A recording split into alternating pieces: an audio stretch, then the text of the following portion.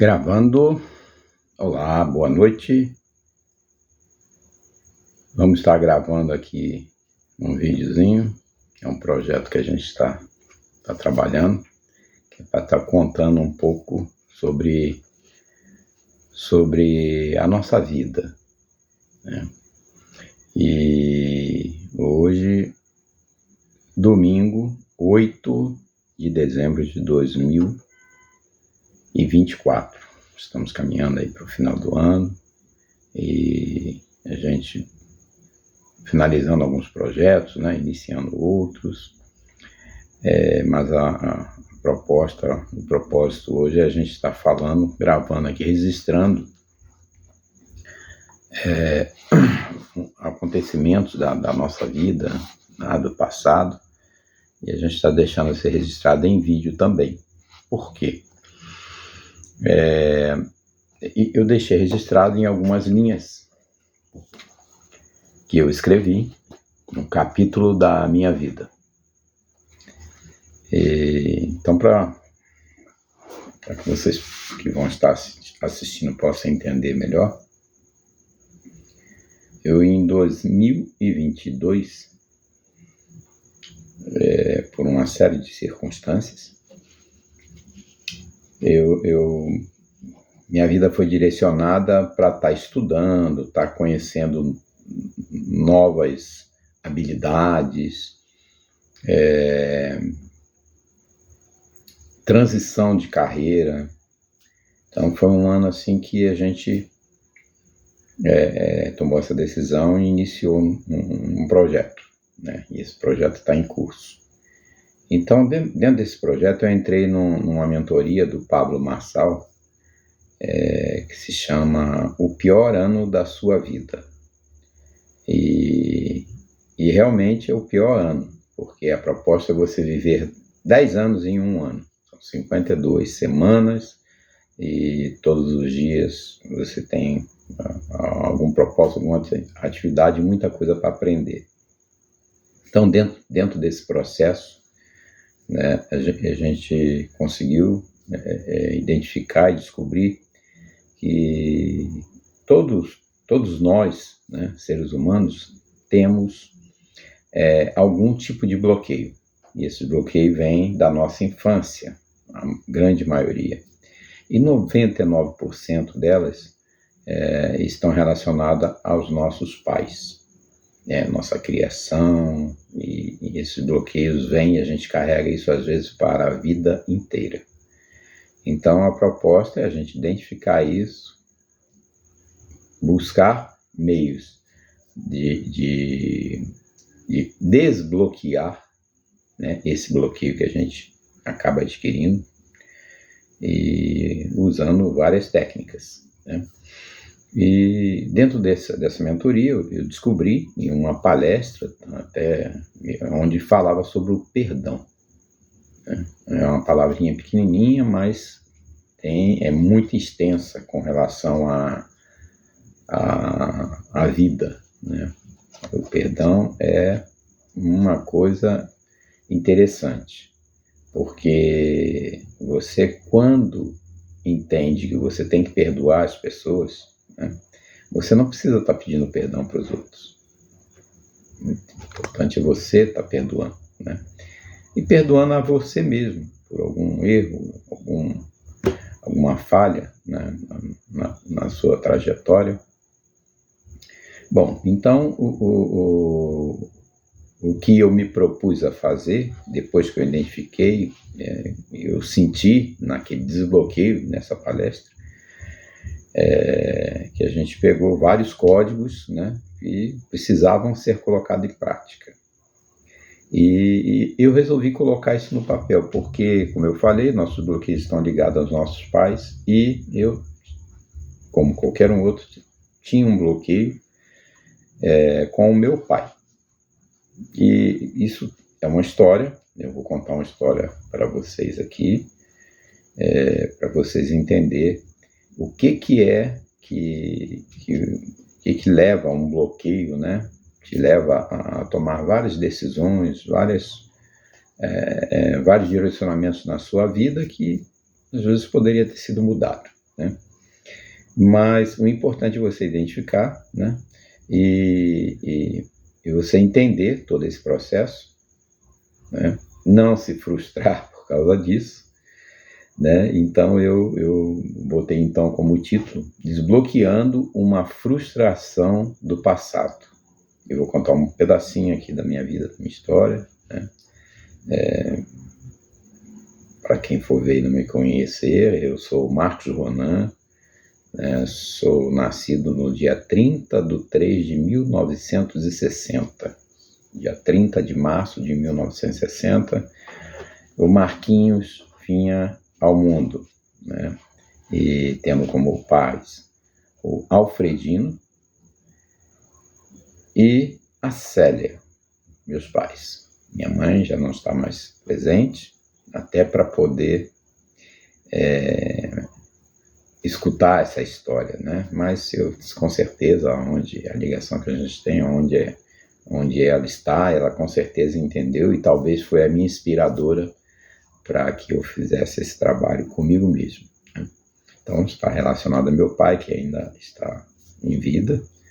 E como é que aconteceu isso? Quando o Marquinhos, né, no Rio de Janeiro, eu sou carioca, sou nascido lá no Rio de Janeiro,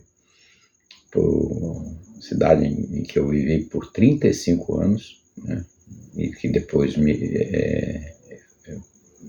mudei de residência, vim residir no estado de Mato Grosso, em cidade de Barra do Garças, e por aqui eu já estou há 30 anos. Então, eu tenho 64 anos, perto de completar 65, e essas histórias começaram lá no passado, né? Eu tive uma paixão na vida, desde pequeno. São coisas que eu acho que eu já nasci com isso, né? Minha paixão pelo futebol. Eu adoro futebol, não com tanta intensidade como antes, né? Mas ainda pratico até hoje, mas eu era apaixonado por futebol, né? Adorava jogar bola. Então minha história começa por aí, né? E a frustração desse passado, né? Por conta dessa paixão. E é bom a gente entender bem, né, o que é uma frustração, né? A frustração é exatamente a distância entre a expectativa que você cria em alguma coisa e a realidade daquela coisa. Então, quando você cria uma expectativa e, por algum motivo, essa expectativa não se torna real para você, né? A realidade é outra, diferente dessa expectativa, você acaba se frustrando. Tudo isso aí é um processo que às vezes te carrega pela vida inteira, né? Então, como eu já vinha dizendo, né, eu descobri, sabia dentro de mim que eu tinha isso, mas não colocava para fora, né? Não transbordava isso com ninguém. E eu resolvi colocar isso aqui em linhas, e como envolve meu pai, está diretamente ligado a ele, eu coloquei no papel, e meu pai, no ano de 2023, iria fazer 86 anos, e eu fui ao Rio de Janeiro, pessoalmente, entregar isso a ele, aproveitar para comemorar o aniversário dele, né? Mas entregar uma cópia desse pequeno capítulo, dessa passagem da minha vida, né? Então, e eu escrevi, se você vai me dar licença, eu vou ler um pouquinho para entender bem o que me veio quando eu escrevi isso aqui. Então, assim, a minha paixão pelo futebol foi despertada ainda bem adolescente, quando eu adorava estar em um pequeno campo que existia ao lado da minha casa, na rua Barão de Jaguari, número 84, no bairro do Irajá, no Rio de Janeiro, onde eu fui criado. A rua ainda era sem asfalto na época, mas tinha um campinho de futebol pequeno, né? Aquele campo de várzea, como se chamava, bem ao lado da minha casa. Ou do colégio, no colégio que eu estudei, já lá pelos 7 anos de idade. Naquela época você entrava na escola com idade avançada já, né? 6, 7 anos. E o nome do colégio é Instituto Irajá. Então eu não perdi uma oportunidade de estar em contato com a bola, pois era a minha brincadeira preferida. Na época, eu ainda tive a oportunidade de ver meu pai jogando e mostrando suas habilidades com a bola. E ali já era nítido que o único dos 3 irmãos homens que iria puxar para o pai o gosto do futebol seria eu. Ele sempre me levava junto para jogar bola e colocava no meio dos adultos para jogar também. E seus amigos elogiavam bastante os meus dribles, a minha visão de jogo, ainda muito jovem. E o que acontece? Meu pai não foi um jogador profissional, mas jogava bola, gostava de futebol, né? E dos 3 irmãos, né, eu sou o segundo, foi o que mais puxou para o gosto do futebol. Então meu pai gostava de ficar elogiando, os amigos elogiavam, né?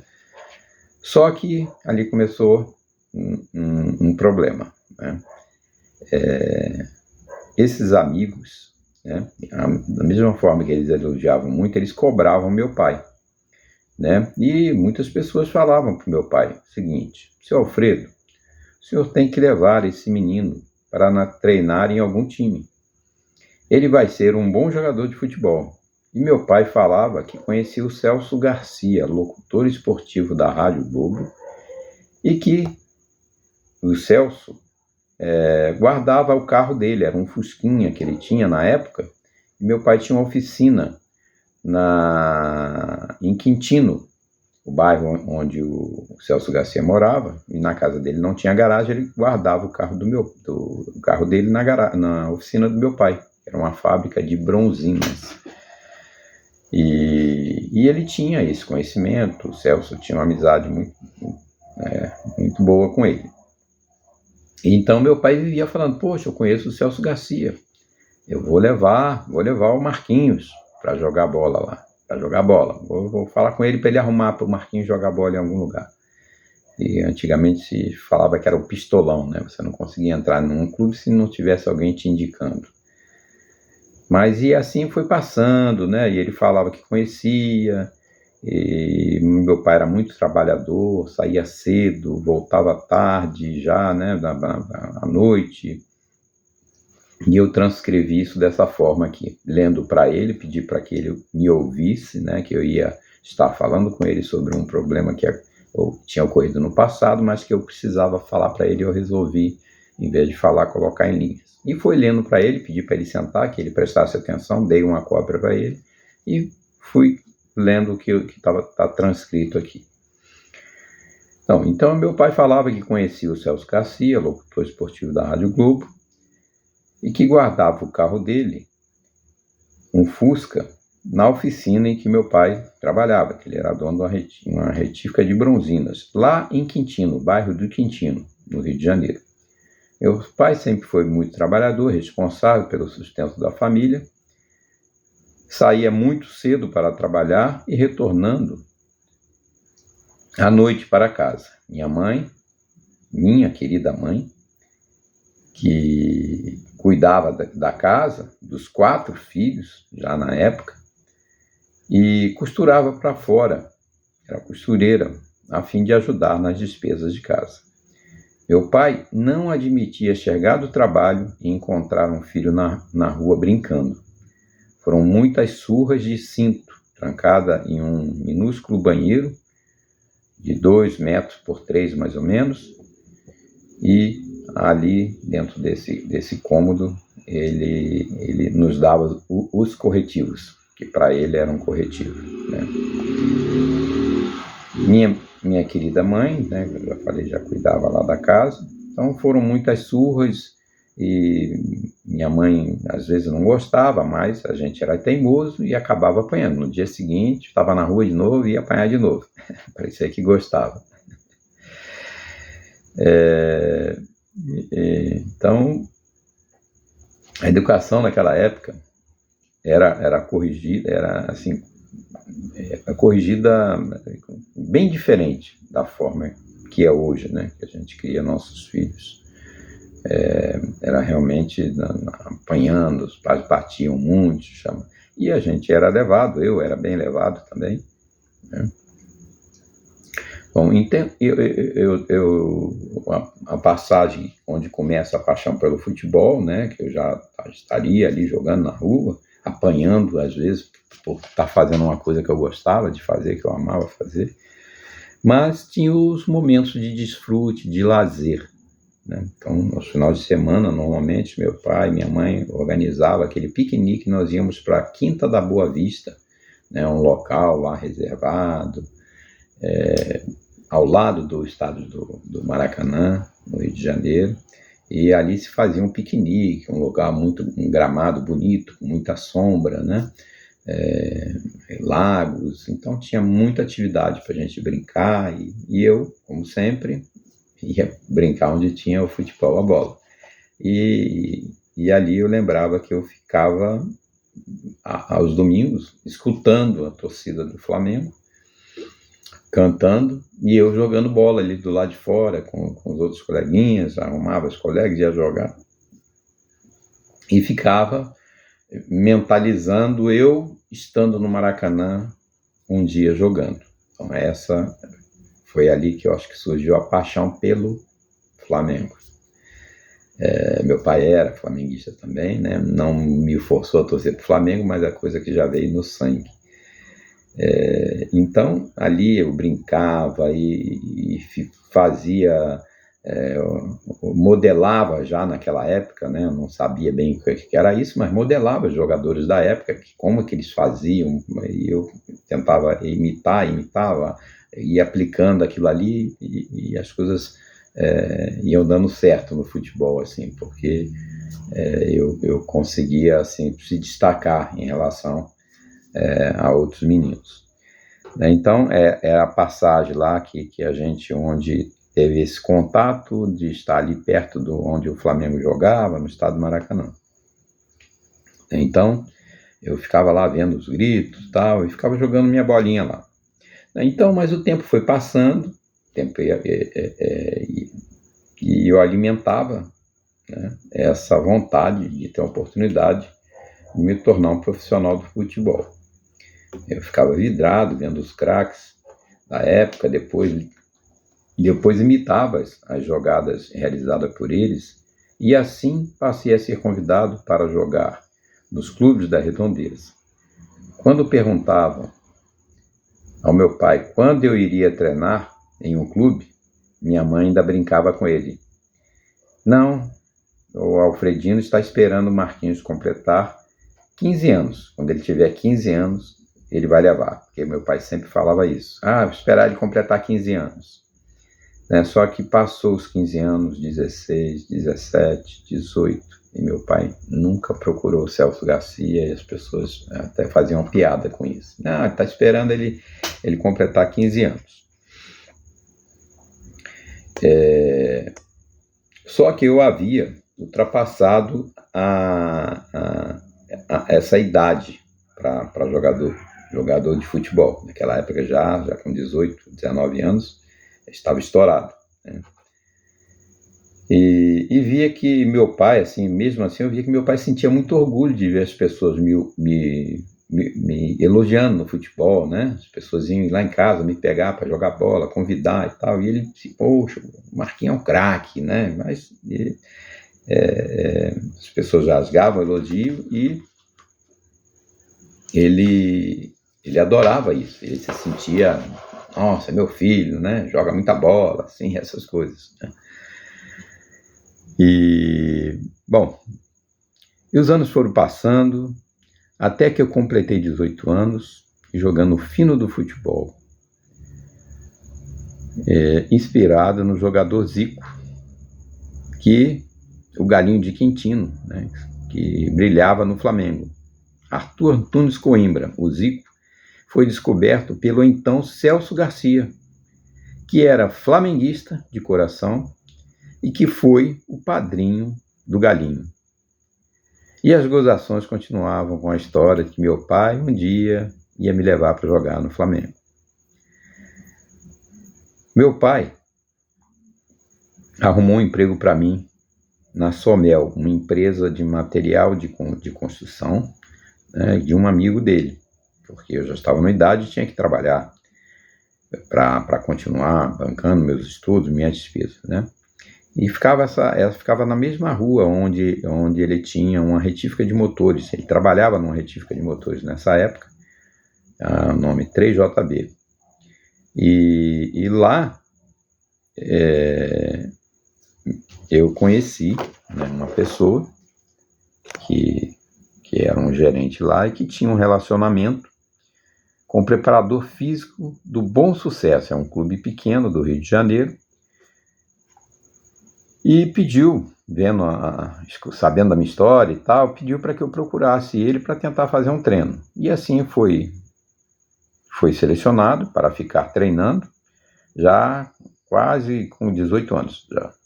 As dificuldades eram grandes em todos os sentidos, né? Clube pequeno, e eu com a idade já estourada, precisava trabalhar para manter os estudos, até que em maio de 1979, meu pai resolveu ligar para o seu amigo Celso Garcia.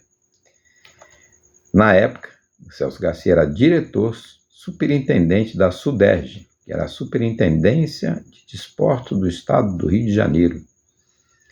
E ligou para ele que era para nós conversarmos, né? E fomos lá conversar, na data marcada, queria me apresentar. Uma recepção calorosa por parte do Celso Garcia, quando ele nos recebeu, né, bastante elogio ao meu pai, que ele tinha muitos anos já que não via, né, mas falou do carinho que ele tinha pelo meu pai, a presteza que tinha por ele, porém não poupou o puxão de orelha em não ter lhe procurado quando eu tinha os meus 15 anos. A idade que ele levou o Zico para o Flamengo. Falou da dificuldade que seria começar no futebol com idade avançada, onde já teria que estar me profissionalizando. Mesmo assim, me fez a seguinte pergunta: em qual time você desejaria jogar? O clube dentro do Rio de Janeiro que você quiser, eu vou conseguir uma indicação para você. A minha resposta não poderia ser diferente, né? Eu falei Flamengo, mas jogo em qualquer um outro. Mas se tiver como ir para o Flamengo, eu gostaria de ir lá treinar. Esse é um sonho que eu tenho.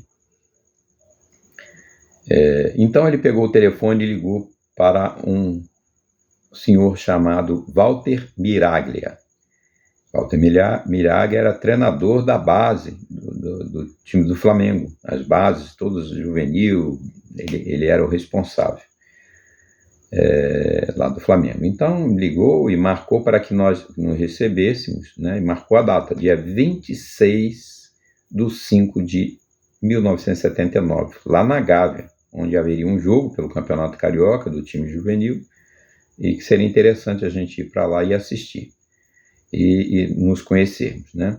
E o Celso Garcia, então, datilografou uma apresentação dessa forma. Eu transcrevi também essa apresentação, porque eu guardo ela, está bem velhinha, né? Foi a carta que o Celso Garcia, que hoje já é falecido, Deus o tenha num ótimo lugar, ele transcreveu isso aqui da seguinte forma: meu amigo Miraglia, aí está o Marcos, que é exatamente o rapaz de 19 anos que conversamos.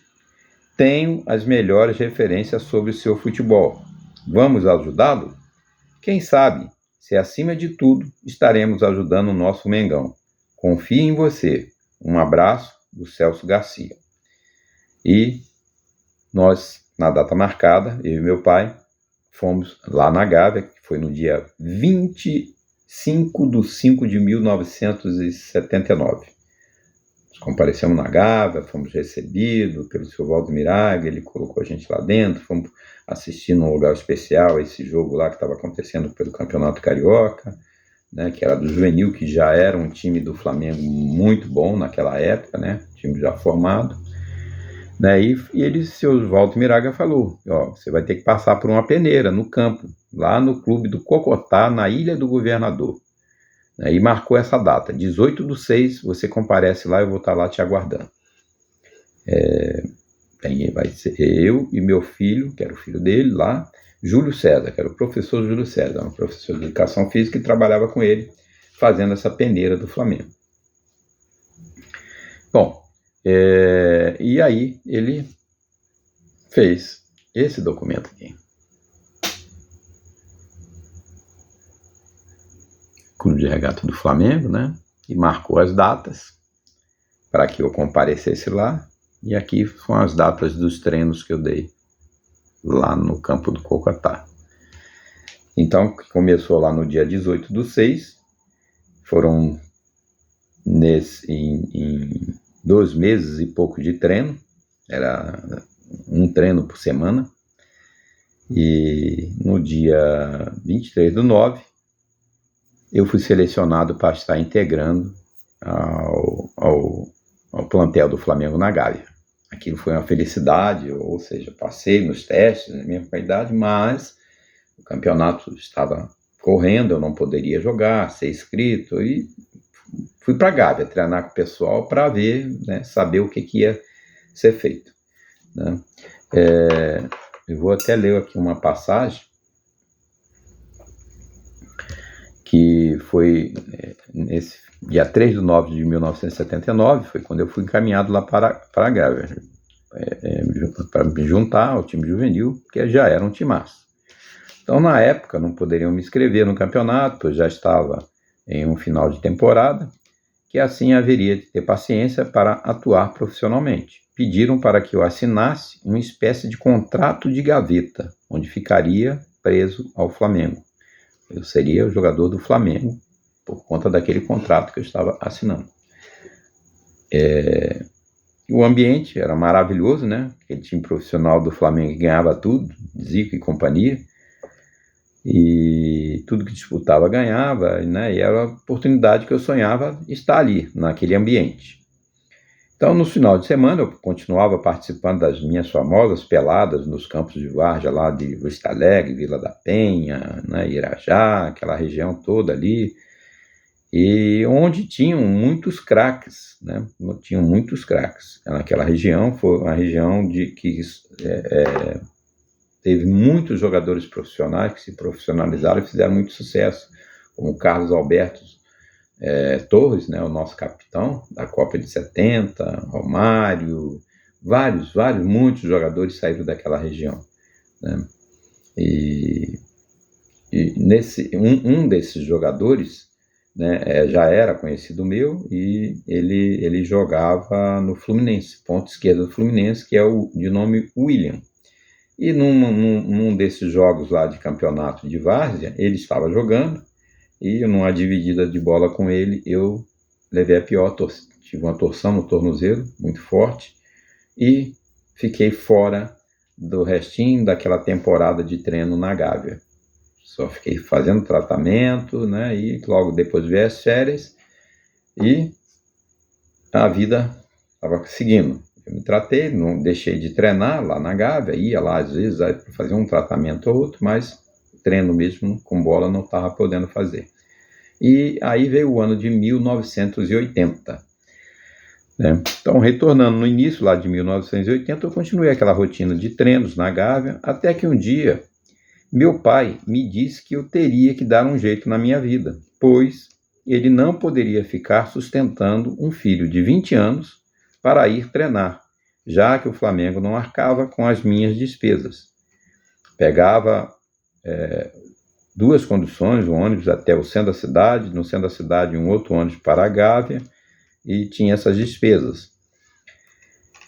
Então, eu tive assim uma discussão, meu pai me deu uma imprensa daquela, você tem que dar um jeito, porque o Flamengo não está te pagando, você está só em treinar, quanto tempo você vai ficar desse jeito? Já tem 20 anos, chega final de semana, você quer pegar o carro, ele tinha um Fusquinha, pedia carro emprestado, né? Naquela época já, assim, juventude, né? E muita atividade, muitas festas, aquelas coisas todas. Mas eu não tinha renda. A minha mãe costurava, me dava um dinheirinho, ele também, com muito sacrifício para criar os filhos e tal, comprar uma casa, para dar um confortinho melhor para os filhos e tal. Ele conseguiu comprar uma casa própria, tinha um carrinho lá, um Fusquinha, trabalhava como na parte de vendas de retífica de motores, pegando motores nas empresas de ônibus, transportadora, para retificar. Então, trabalhava bastante, né? E não queria um filho, não vou usar o termo vagabundo, né? Mas na época se usava até esse termo, ficar vagabundando dentro de casa, mas ele não queria um filho que tivesse um destino, um outro destino, né? Já que o futebol estava tarde, né? E aí nós tivemos assim, ele teve uma conversa, um dia que eu cheguei no treino, no dia seguinte eu saí para ir treinar e eu falei para minha mãe, eu vou hoje lá me despedir, eu não vou jogar mais bola. Minha mãe, não, você não vai fazer isso, vai continuar, eu vou trabalhar para te ajudar, não esquenta a cabeça com seu pai. Eu falei, não, eu vou, quero trabalhar, tá difícil, eu não vou ficar escutando meu pai falando essas coisas para mim, né? Eu vou dar um jeito, vou resolver. Ela, não faz isso. E aí eu fui treinar. E mais um ponto aqui que eu relatei, né? No dia seguinte, eu fui para o treino decidido que seria o último dia. Talvez tenha sido o melhor treino meu na Gávea. Inclusive fazendo belos gols, sendo muito elogiado pelo pessoal. Acabou o treino, eu saí de campo, fui para o vestiário, troquei minha roupa, não falei com ninguém a decisão que eu estava tomando naquele momento.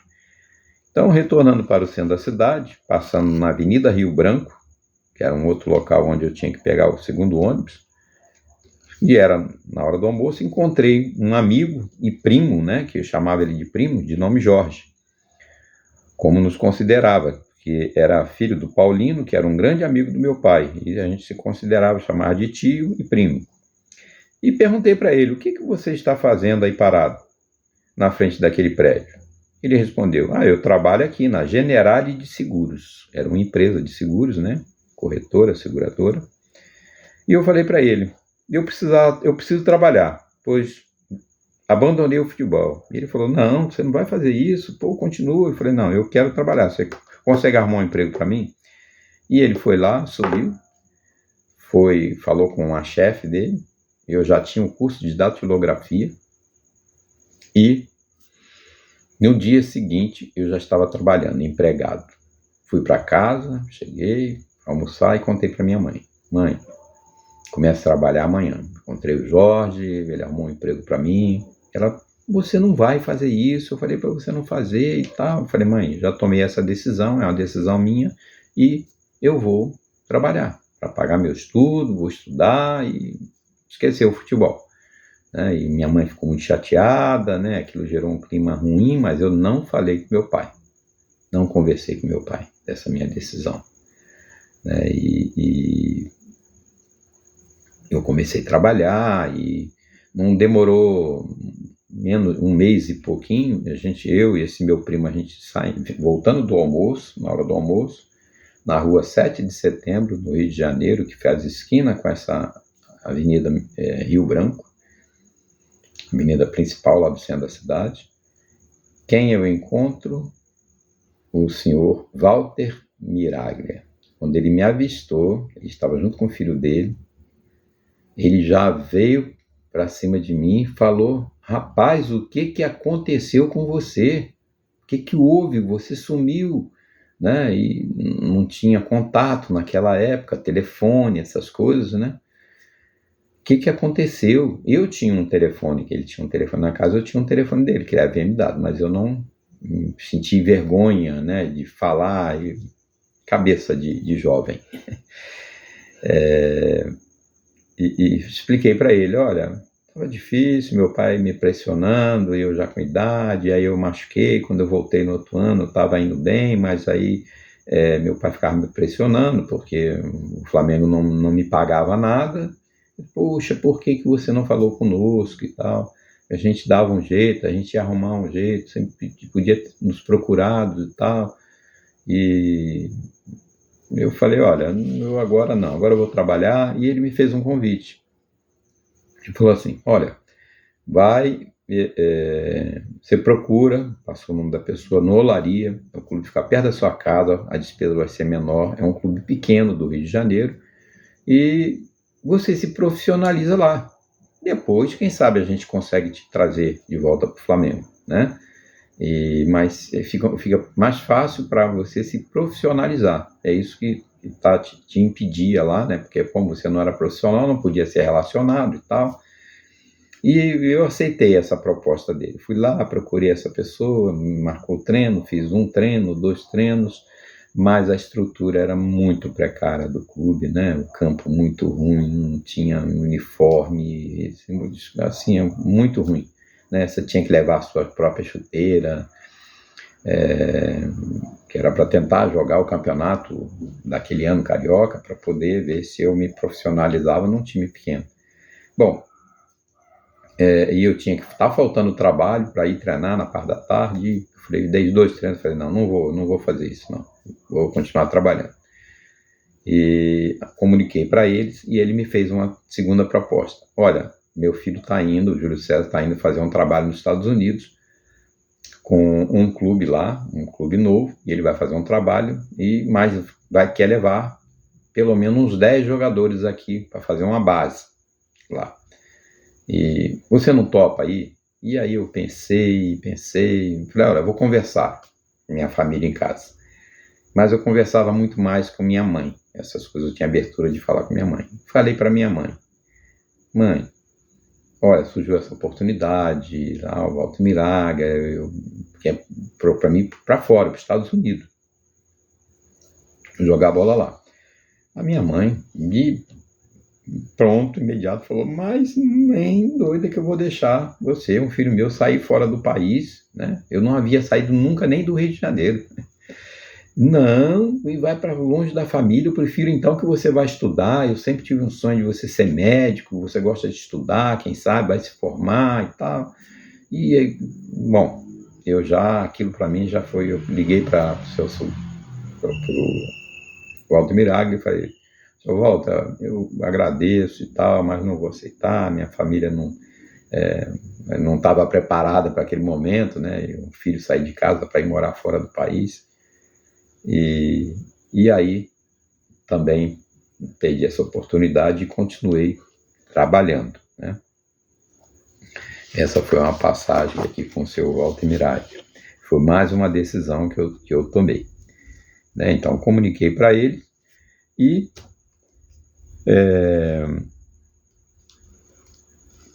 fui trabalhar na CLT, a famosa CLT, né? Carteira assinada. Então, eu a partir dali passei a conviver com esse bloqueio mental, de que muitas coisas que eu começava a fazer, eu não conseguia dar continuidade, não conseguia completar. E assim foi cursos de inglês, faculdade, empregos, namoros mesmo. Então, aquela parecia que eram coisas que não...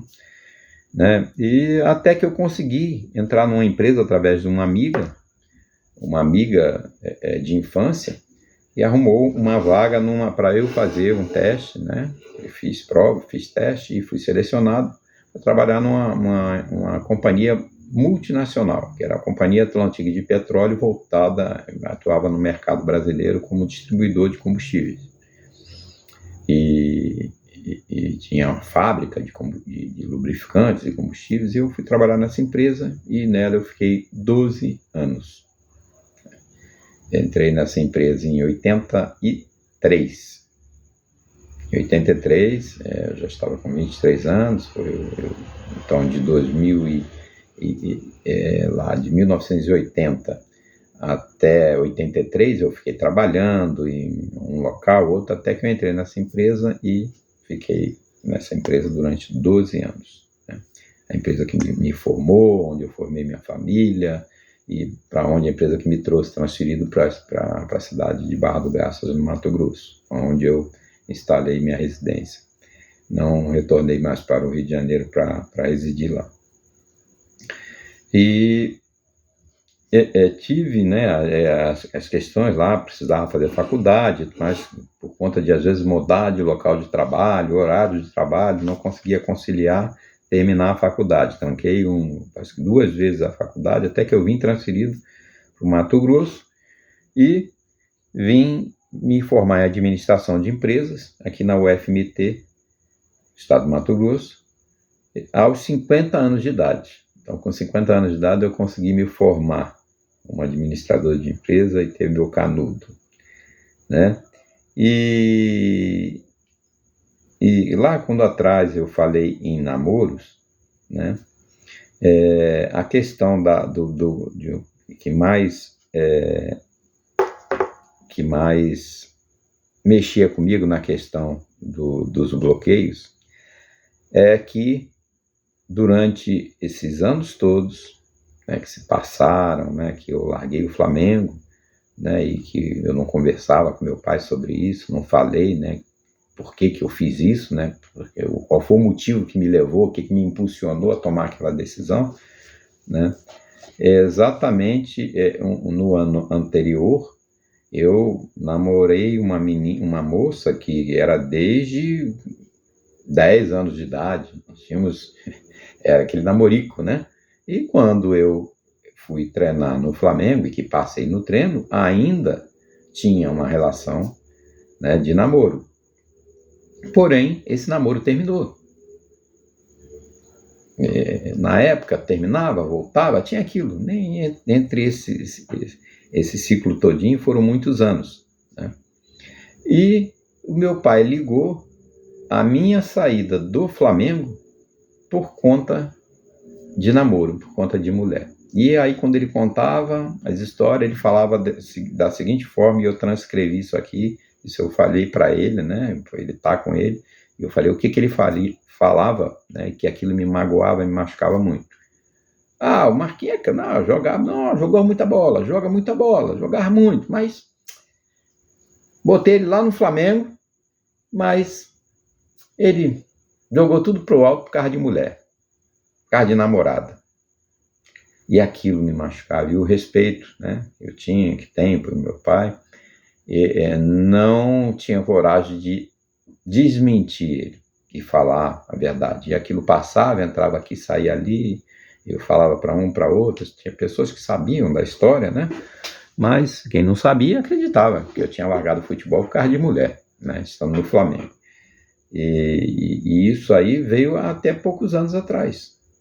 Toda oportunidade que tinha, que falava de futebol, se alguém falasse, o Marquinhos foi bola, jogou muito, mas eu botei ele no Flamengo, mas não contava toda a história que eu estou contando aqui, né? Então, esse era um dos meus maiores bloqueios, né, que eu vim descobrir, eu sabia que tinha, né, mas nunca tive coragem de colocar isso para fora, de transbordar com alguém, e falei, meu pai não vai falar mais isso de mim, eu vou escrever e vou falar para ele, contar para ele, vou conversar com ele sobre esse assunto, né, porque eu preciso me desbloquear, mas com a bênção de Deus, ele está com vida ainda e eu poder falar isso para ele, né? Porque muitas pessoas não têm essa oportunidade, carregam o bloqueio pro resto da vida e não fala com o pai, tem uns que nem falam, né, com o pai e mãe, e eu coloquei isso no papel e escrevi isso para ele, né.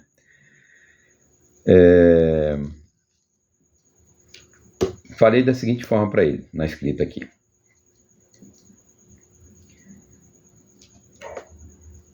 Pai, nunca o responsabilizei pelo meu insucesso como jogador de futebol. Certo ou errado, foram decisões minhas, pelas circunstâncias daquele momento. Da mesma forma, teria sido por meus méritos se conseguisse levar a carreira adiante, naquele momento. Hoje, entendo que na grande maioria das pessoas os bloqueios são adquiridos normalmente no convívio com os pais. Existem vários estudos que comprovam essa tese. Esse desbloqueio da frustração do passado só é possível quando tomamos a decisão de transbordo, ou seja, tratar o problema contando e compartilhando uma história. A forma pode ser na escrita, na conversa e principalmente no verdadeiro perdão.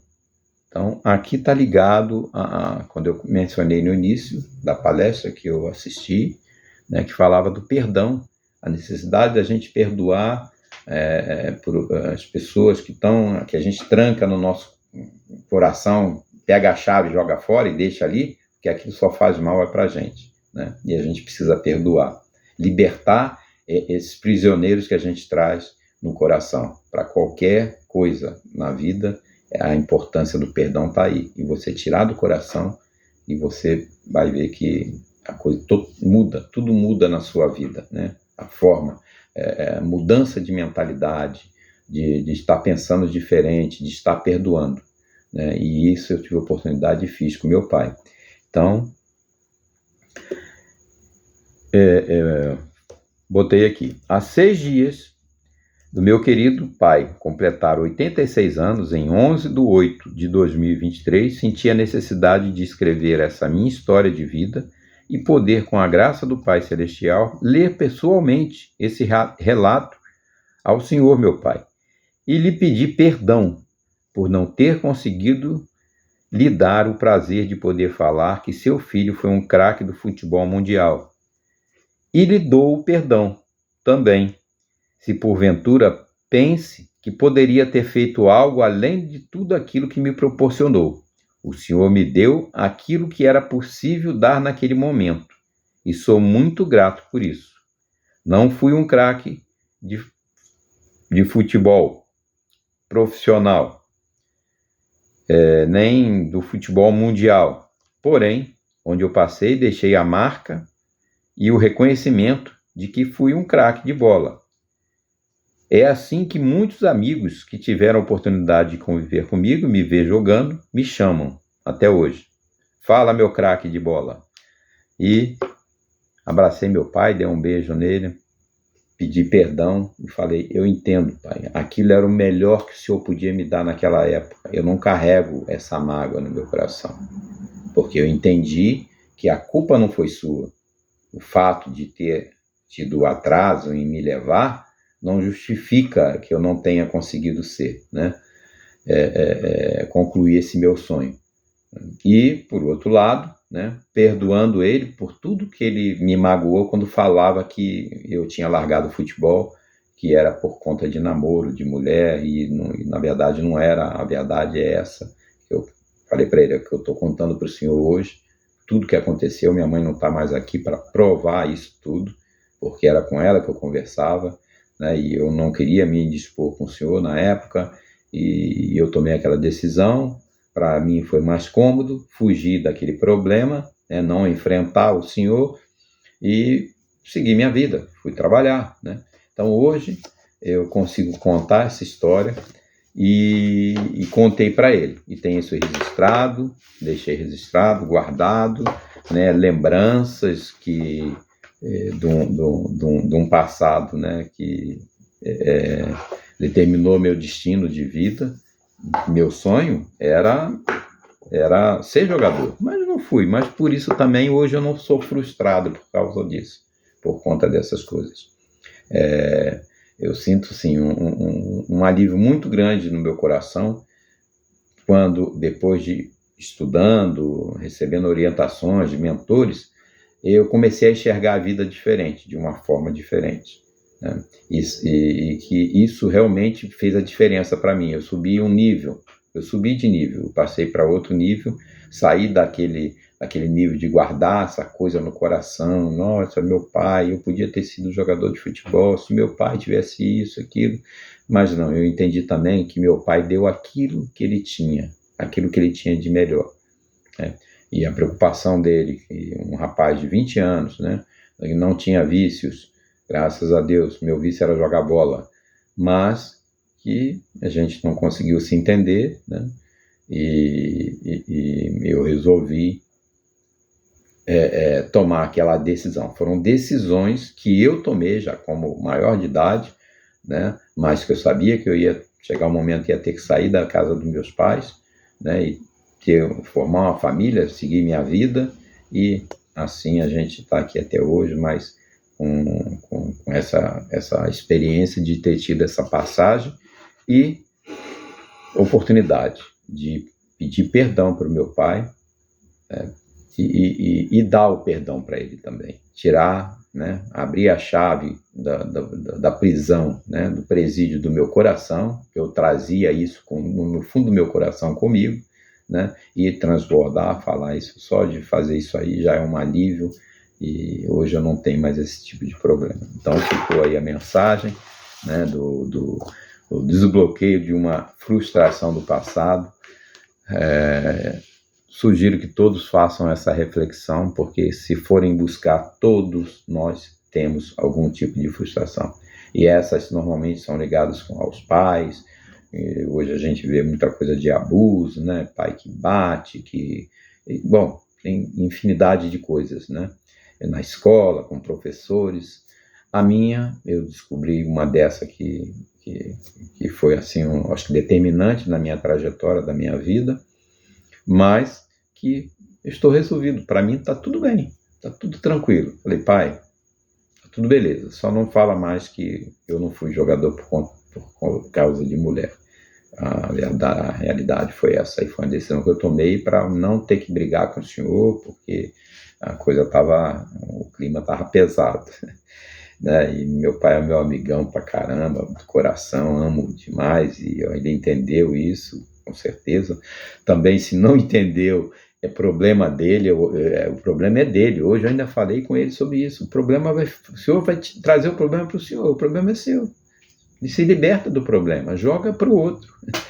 Não é que eu quis jogar o problema para ele, mas eu quis esclarecer as coisas que não eram contadas dentro da sua realidade, né? Dentro da clareza do que realmente aconteceu, né? E eu resolvi colocar isso no papel, e eu trago isso comigo aqui.